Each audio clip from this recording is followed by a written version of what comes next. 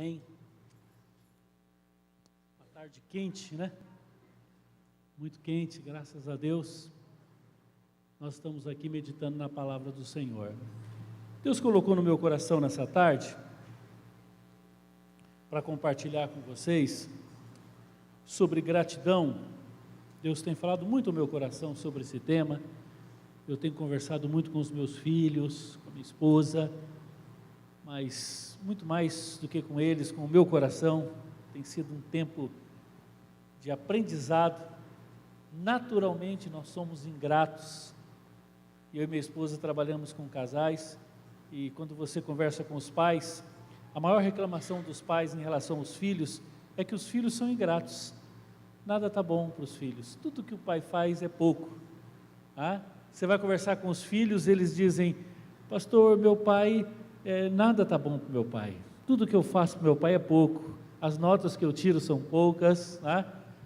E eu fico imaginando Deus olhando para o nosso coração. Eu fico imaginando que no nosso coração, como um trono, um lugar de culto, de adoração, será que nessa mesa do Senhor tem gratidão? Será que quando nós cultuamos a Deus, Deus encontra gratidão? O Salmo 50 vai dizer que tudo que nós damos para Deus é porque Ele nos deu primeiro. Tudo. Qualquer coisa que você vai dar para Deus, você só pode dar para Ele porque primeiro Ele te deu. A única coisa que nós podemos dar a Deus que Ele não nos deu é um culto de ações de graça. E o Salmo 50, que é uma convocação maravilhosa, vai dizer que esse é o maior culto que você pode oferecer para Deus. É um culto de gratidão. Gratidão. Eu queria meditar sobre isso no Salmo 103, enquanto você abre o Salmo 103. E é impressionante que esse dia eu estava ouvindo um geriatra falando, e obviamente que a pergunta para ele era a seguinte: como que uma pessoa pode viver muitos anos? Como prolongar os seus dias? E ele estava falando sobre muitas coisas, alimentação, aquilo que a gente já sabe, exercício, mas daí ele partiu para a alma, e ele disse que uma das formas de alguém ter uma vida muito longa, ele falou, tem vários, mas eu vou citar apenas duas: não guardar ressentimento, não ter mágoas no coração, e ter uma atitude de gratidão. Segundo ele, cientificamente é comprovado que a gratidão aumenta a nossa imunidade. Você já pensou? Uma pessoa grata, nós vivemos numa sociedade insatisfeita, nós vivemos numa sociedade que vive se queixando, as pessoas reclamam de tudo, as pessoas conseguem transformar até coisas boas e tirar dali aspectos negativos. Eu encontrei uma pessoa agora, esses dias, no elevador, não tinha muito o que conversar, e eu gosto de conversar, eu disse para ele assim: que bom, temos um feriado pela frente. Ele olhou para mim e falou: de que adianta, não tem dinheiro. E eu fiquei pensando, meu Deus, que feriado amargo que esse rapaz vai enfrentar, porque a amargura está dentro dele. Irmãos, a ingratidão, ela tem uma filha. A filha da ingratidão é a amargura. Uma pessoa ingrata é uma pessoa amarga. Uma pessoa amarga é uma pessoa que ela vai ter um outro passo, vai descer um outro degrau mais profundo. Ela é uma pessoa que tem ressentimentos. É uma pessoa ressentida, uma pessoa ferida, machucada. Segundo os entendidos em psicologia, com certeza isso vai produzir doenças físicas. Eles vão chamar isso de doenças psicossomáticas, doenças que decorrem da alma. É como se o corpo olhasse para o seu coração, para a sua mente e falasse: não estou aguentando, é muito para mim. E o salmista, no Salmo 103, Davi sabendo disso, Davi sabendo da tendência, da luta do coração pela ingratidão, da luta da nossa alma por ter um coração que sempre se queixa, que murmura, que reclama, que tem tanta dificuldade de agradecer, ele escreve o Salmo 103 nessa perspectiva. Esse salmo é uma exaltação da misericórdia de Deus. É importante a gente entender que a palavra misericórdia significa que Deus não dá aquilo que a gente merece. Pensa num pai com a vara, ele ia dar 10 varadas, aí porque ele é misericordioso, ele alivia, dá só uma. Isso é misericórdia. Misericórdia não dá o que a gente merece. Graça é Deus dar aquilo que a gente não merece, de bom. É graça. E misericórdia, Ele não dá aquilo que a gente merece. E esse salmo é interessante, porque do primeiro versículo e o versículo 2, ele vai usar 3 vezes a expressão bendize, bendize, bendize. Na verdade, o salmo todo, essa palavra bendizer, o verbo bendizer vai aparecer 7 vezes. Na Bíblia, qualquer texto, quando aparece a mesma palavra várias vezes, preste atenção, alguma coisa ele está querendo dizer. Por exemplo, João 15, 9 versículos, 11 vezes o verbo permanecer. Estuda lá que você vai ver que tem alguma coisa para falar para você, sobre o verbo permanecer, sobre a perseverança dos santos. Mas aqui ele está dizendo, bendize. Olha o que diz o verso 1, bendize a minha alma ao Senhor, e tudo que há em mim, bendiga o seu santo nome. Verso 2, bendize a minha alma ao Senhor, e não te esqueças de nenhum só dos seus benefícios. Preste atenção, que quando você bendiz, você lembra do que Deus fez. Quando você murmura, reclama e maldiz, o contrário de bendizer é maldizer, reclamar, murmurar, queixar, lamentar. Quando você inverte, você se esquece do que Deus fez. E facilmente nós nos esquecemos. Nós temos uma tendência. A pessoa está com uma crise financeira, você encontra ela e fala, como é que está? Ela diz, está tudo ruim. Está tudo ruim. Está uma droga. Você diz, mas qual que é o seu problema? É financeiro. Mas o seu rim está funcionando hoje? Deve estar, eu nem lembrei dele, né?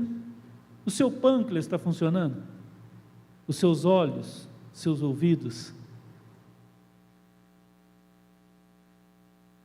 a sua mente. Você comeu hoje, você dormiu. Tinha um teto para você deitar essa noite? Tinha uma cama? Você acordou, tinha pão sobre a mesa? E você vai falar que está tudo ruim só porque uma área da sua vida você está enfrentando uma luta? Irmãos, facilmente nós praticamos o pecado da murmuração. Você quer estudar um pouquinho sobre murmuração? Pega Êxodo, Deuteronômio, estuda lá. Vê o que aconteceu naquele deserto quando o povo começou a murmurar. A ira de Deus se acendeu contra aquele povo. A ira de Deus se manifesta contra a murmuração. Murmuração é uma insubmissão à soberania de Deus. Uma pessoa que murmura, que reclama de tudo, não é que sofre. Sofrer todos nós podemos. Você tem que ter o lugar certo para sofrer, com a pessoa certa. Você precisa ter gente para você repartir sofrimento, ser saudável. Está difícil teu casamento, está difícil uma área da sua vida, chama alguém sério, maduro em Deus, fala, senta aqui meu irmão, ora por mim, está doendo muito. Deus permite isso. Agora eu não estou falando de você compartilhar sofrimentos, eu estou falando daquela pessoa que está reclamando o tempo inteiro. Por isso que o Salmo vai dizer, bendize a minha alma, bendiga o seu santo nome, bendize a minha alma, e não te esqueças de nenhum dos seus benefícios. Agora, corra seus olhos a partir do verso 3. A partir do verso 3, irmãos, até o verso 19, ele vai elencar, ele vai relacionar, ele vai alistar 26 motivos para você agradecer a Deus. 26 bênçãos que eu e você já recebemos e a gente se esqueceu. E você vai cavando e acha uma, é verdade, isso aqui é bênção. Outra aqui, olha outra aqui, olha outra aqui. E aí a sua alma começa a bem dizer. E aí você para de reclamar. E para encerrar, quando ele termina no verso 19, ele fala do reino que domina sobre tudo, o governo de Deus, que é o descanso maior do crente, saber que é um Deus soberano que dirige a nossa vida, e de que nada nos toca se Deus não nos permitir.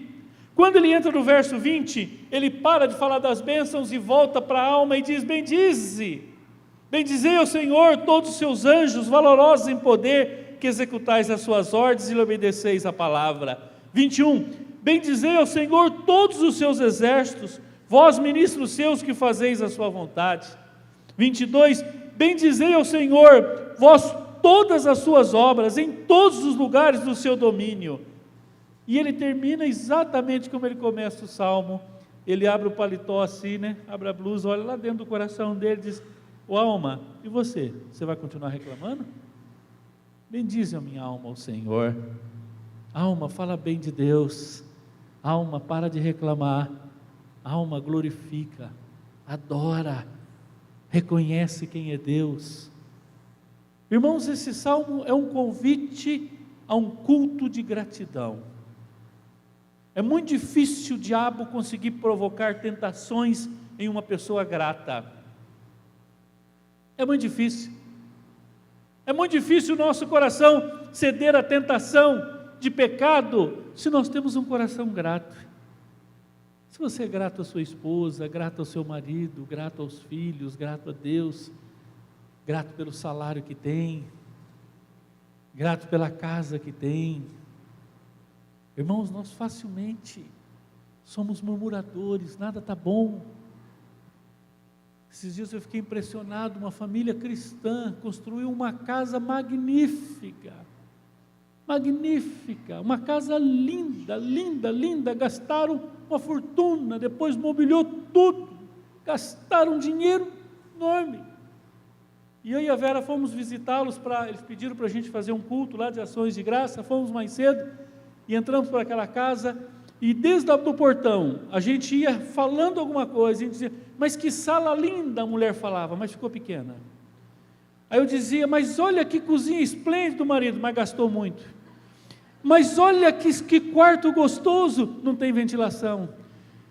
E fui botando defeito, e eu tenho bastante liberdade com ele. Na saída eu falei: rapaz, por que você não dá essa casa para alguém? Vai morar numa casa de aluguel em qualquer lugar, porque isso aqui não vale nada. Vocês conseguiram destruir tudo que Deus deu aqui. Olha que casa que vocês estão morando e nada tá bom. Não, pastor, que se fosse fazer agora, a gente ia fazer diferente, isso aqui ia mudar. Eu disse: é claro que a gente faria diferente. Mas e a gratidão? E o culto de ações de graça no nosso coração? E o reconhecimento? E aquela paz, sabendo que o vizinho tem mais, você tem menos, e quem abriu essa torneira foi Deus. E a gratidão de saber que um sobrinho seu ganha mais do que o seu filho, e na tua opinião ele merece menos, e você fala: Deus abençoe ele. Irmãos, a gratidão, ela previne um dos piores pecados que tem no nosso meio. Ele é tão feio que ninguém fala: a inveja. A gratidão é uma prevenção contra a inveja. Inveja é um pecado complicado. Inveja é fruto de gratidão. Inveja é tão complicado que eu nunca vi ninguém dar testemunho. Irmãos, ora por mim porque eu sou invejoso, eu preciso mudar nessa área. Já viu alguém fazer isso? Alguém chegou para vocês e disse: irmão, vem cá, ora por mim, eu estou com um problema sério aí. Rapaz, eu não posso ver ninguém bem, que eu tenho uma inveja que você não imagina. Chega a doer por dentro assim, tanta inveja que eu tenho. Todo mundo já percebeu que ele tem, mas ele não admite. Nós não admitimos. A inveja é fruto da ingratidão. Inveja é um pecado que ofende a soberania de Deus. Você olha o que você tem, você olha o que o outro tem, quem deu para os dois foi Deus. Você olha para as coisas, olha para Deus, fala: o Senhor errou, o Senhor deu mais para o outro e menos para mim, o Senhor errou. A inveja é isso. A inveja é um questionamento da soberania de Deus. Irmãos, a torneira da providência, quem abre é Deus. O que você tem, quem te dá é Deus. E se alguém recebeu mais, dê glória a Deus. Cuidado, Salmo 37 vai dizer: não te indignes por causa dos malfeitores, nem tenhas inveja dos que praticam o mal. Mas voltando para o nosso Salmo, irmãos, dá uma olhadinha a partir do verso 3, quantas coisas ele vai dizer que nós temos que agradecer a Deus, que nós temos que cultuar a Deus, que bem dizer. E ele começa falando sobre a maior bênção que eu e você temos. A maior bênção, qual é a maior bênção que nós temos, irmãos? O perdão dos nossos pecados. Não é? Você não estava debaixo da ira de Deus? Quem que era a nossa mãe? Vocês não sabem quem que era a nossa mãe? Paulo lá em Efésios fala, não fala? E todos nós éramos por natureza filhos da dona, a dona Ira era a nossa mãe. Ô pastor, que negócio complicado, o que é isso que a nossa ira? Era ira, sabe o que é a ira? O que significa isso? Que a ira de Deus ia cair na minha cabeça e na sua, por causa do nosso pecado, mas por causa da cruz do Calvário, a ira de Deus se desvia de nós e cai em Jesus Cristo. Jesus morre na cruz pelos nossos pecados. Por isso o salmista vai dizer, é Ele quem perdoa todas as tuas iniquidades, verso 3. Irmãos, só esse versículo aqui já era para a gente ser a pessoa mais grata do mundo, era para ser a pessoa mais feliz, e se sairia na rua rindo, e alguém perguntaria, o que foi, você ganhou na Mega Sena? Você dizia, mais do que a Mega Sena, o que aconteceu com você? Os meus pecados foram perdoados. Irmãos, se nós cremos em Deus, se nós cremos nas Escrituras, se nós cremos nos céus e na terra, se nós cremos no inferno, se nós cremos no julgamento de Deus, eu e você, nós estávamos indo para o inferno por causa dos nossos pecados, e Deus perdoou os nossos pecados em Cristo Jesus. Por isso o salmista diz, bendize a minha alma ao Senhor, porque é Ele quem perdoa os teus pecados. Já seria um motivo suficiente para eu e você ser grato, para eu e você viver adorando, alegres, contentes. Qual é a segunda bênção? Ainda no verso 3, ele diz, além de perdoar os pecados, é Ele quem sara todas as tuas enfermidades. Esses dias eu estava ouvindo um especialista em infecção, infectologista, e ele estava dizendo que nenhum remédio cura, nenhuma vacina cura. Até assustei, um médico falando isso. Ele diz, na verdade, os remédios, eles são jogados no nosso organismo, claro que fruto de muita pesquisa, e o nosso organismo, a reação do nosso organismo, em frente àquele remédio, é que provoca a cura. E aí eu pensei na hora, no final das contas, seja com remédio, seja com médico, seja com qualquer coisa, toda cura provém de Deus. Fulano estava com câncer, fez quimioterapia e sarou. Não, ele estava com câncer e Deus o curou através da quimioterapia. Porque muitos fazem e não cura? Nossa, estava com uma dor de cabeça, tomei um remédio, aquele remédio me curou. Não, quem te curou foi o Senhor, Ele usou um remédio para te curar. Irmãos, a Bíblia está dizendo que todas as curas da nossa alma, do nosso corpo, do nosso físico, provém de Deus. O Deus da providência providencia toda a cura que nós precisamos. Por isso Ele vai dizer, bendize a minha alma, bendize a minha alma. Ele é o nosso Redentor, verso 4. Nós estamos na terceira bênção, tem 26, estamos na terceira, mas eu não vou falar as 26 não, pode ficar tranquilo. Quem da cova redime a tua vida e te coroa de graça e misericórdia. Olha que coisa linda o verso 5, quem farta de bens a tua velhice, de sorte que a sua mocidade se renova como a da águia. Verso 6, a gente se sente tão injustiçado, a gente precisa ler o verso 6, verso 6 vai dizer, o Senhor faz justiça e julga a todos os oprimidos. Aonde que está a nossa justiça, irmãos? Em Deus. E se nós fôssemos ler aqui, nós ficaríamos aqui a tarde toda, emendaríamos a noite falando, Manifestou os seus caminhos a Moisés, um Deus que se permite ser conhecido. Verso 8, o Senhor é misericordioso, é compassivo, longânimo, extremamente bom, não repreende perpetuamente, nem conserva para sempre a sua ira. Verso 10, não nos trata segundo os nossos pecados, nem retribui consoante as nossas iniquidades. Irmãos, Deus não tem calculadora. É isso que esse versículo está dizendo. Deus não fica calculando. O Paulo Andrius fez 10 coisas boas hoje, fez 11 coisas ruins, então o saldo é negativo, ele vai ser punido.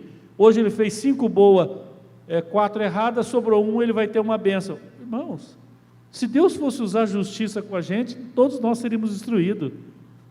A nossa vitória é porque Deus nos trata segundo a sua misericórdia e a sua bondade. É isso. Nós cremos nisso. E eu gosto demais do verso 11, eu vou encerrar com o verso 11. Ele diz: porquanto o céu se alteia acima da terra, assim é grande a sua misericórdia para com que os temem. Quanto dista o oriente do ocidente, assim afasta de nós as nossas transgressões.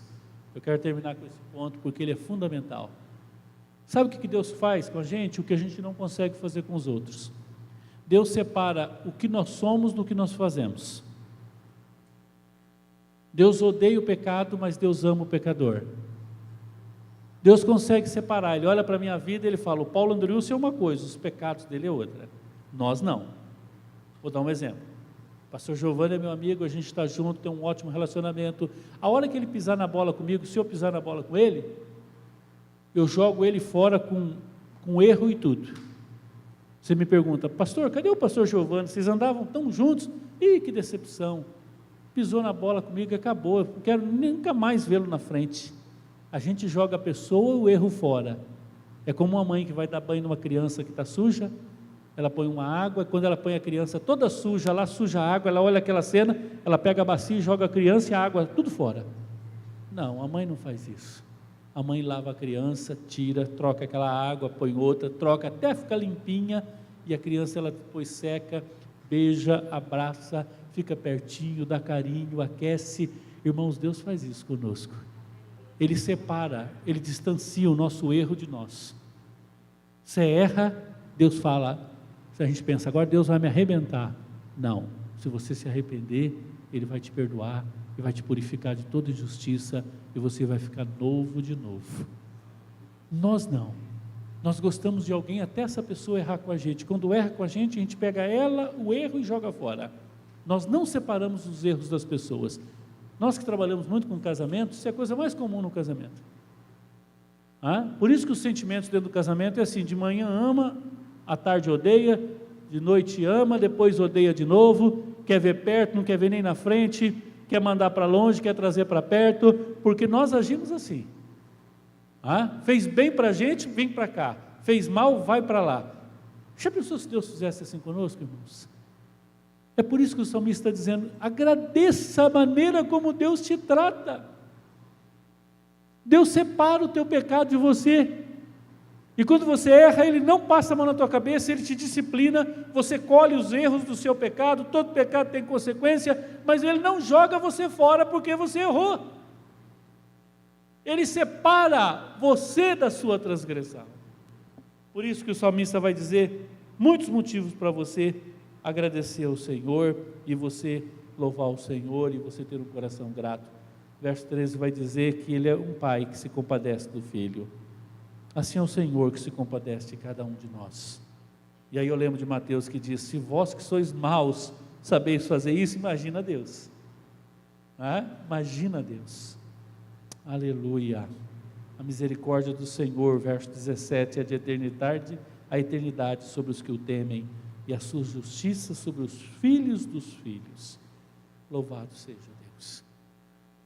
Nós podemos realmente concluir com o 19, que é o versículo do conforto. Se nós cremos no 19, irmãos, nós vamos ter uma paz no nosso coração. Olha o que diz o verso 19: nos céus estabeleceu o seu trono, e no seu reino domina sobre tudo. Jesus entendeu isso. Pilatos quis fazer uma negociata com Jesus, chegou nele e falou assim: você sabia que a tua vida está na minha mão, eu posso mandar matar e posso mandar soltar? Você sabia que você está na minha mão? Jesus olhou para ele e falou assim: rapaz, você está enganado, eu estou nas mãos do meu Deus, do meu Pai. Você só vai fazer alguma coisa se o meu Pai permitir. Jesus acreditava nesse versículo aqui. Eu quero te convidar nessa tarde para você sair com esse versículo no seu coração. Acima do seu patrão, acima do seu pai, da sua mãe, do seu marido, do seu filho, acima do governo do Brasil, acima do Temer, acima de tudo isso, nós não estamos nas mãos dos homens, nós estamos nas mãos do Senhor. Quem reina sobre tudo é o Senhor. Irmãos, vamos descansar nessa verdade. Vamos crer ao ponto de descansar, de que Deus está no controle de toda a nossa vida. É Deus. Tudo que está na nossa vida, tudo que acontece. Provérbios 3, capítulo 5 vai dizer: confia no Senhor de todo o teu coração, não te estribes no teu próprio entendimento, reconhece-o em todos os teus caminhos e Ele endireitará as tuas veredas. Bendize a minha alma ao Senhor e tudo que é em mim, bendiga o seu santo nome. Bendize a minha alma ao Senhor e não te esqueças de nenhum dos seus benefícios. Vamos ficar em pé e vamos orar.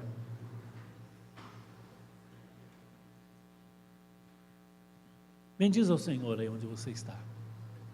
Agradeça a Deus. Comece a glorificar a Deus. Irmãos, vamos levantar aqui um momento, um culto de gratidão. Agradeça ao Senhor. Eu sei que você tem muita coisa para pedir, tanto que você está aqui. Pode pedir que Deus ouve. Mas agora eu quero te convidar para agradecer. Agradeça a Deus. Agradeça a Deus por todas as coisas. Agradeça ao Senhor. Agradeça ao Senhor pela tua saúde, pela tua vida, pelas tuas pernas que te proporcionam você ficar em pé, pela tua saúde, pelo seu trabalho. Olha, irmãos, tem tanta coisa, pela salvação, pela fé.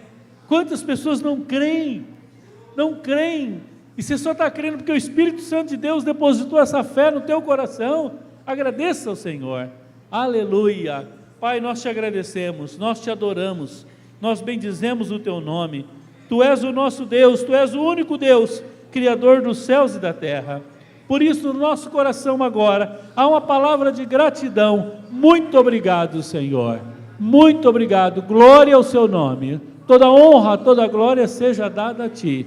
Em nome de Jesus. Em nome de Jesus. Amém. Amém. Graças a Deus por esse culto maravilhoso.